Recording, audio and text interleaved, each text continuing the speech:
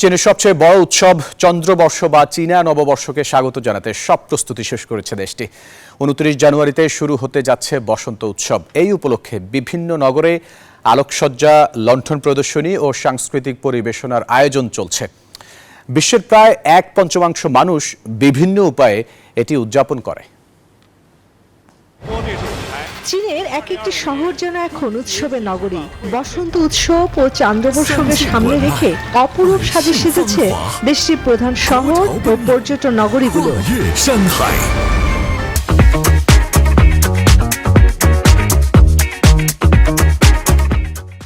China media group CMG নির্মিত বসন্ত উৎসবের প্রচারণামূলক promo প্রকাশিত হলো বিশ্বব্যাপী। প্রদর্শিত হলো থাইল্যান্ড, মরিতানিয়া এবং দক্ষিণ আফ্রিকার বিভিন্ন সাংস্কৃতিক অনুষ্ঠানে।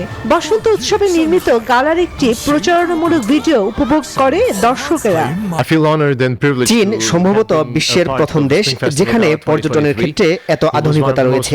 যখন টিভি দেখি তখন আমি দেখতে পাই চীন যাই করুক না কেন সেটি মহিমান্বিত, আশ্চর্যজনক এবং জাঁকজমকপূর্ণ।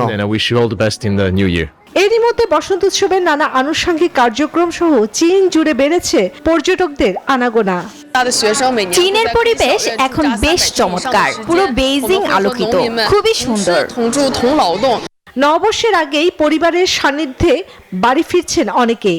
যাত্রীচাপ লক্ষ্য করা যায় বেইজিং এর রেল স্টেশন, বিমান, শহরের রাস্তায়। চীনে ভিসামুক্ত নীতি চালু হওয়ার পর এবার পেমেন্ট সুবিধার হওয়ায় সঙ্গে সঙ্গে বিদেশিদের চীনে যাতায়াত আরও সহজ হচ্ছে।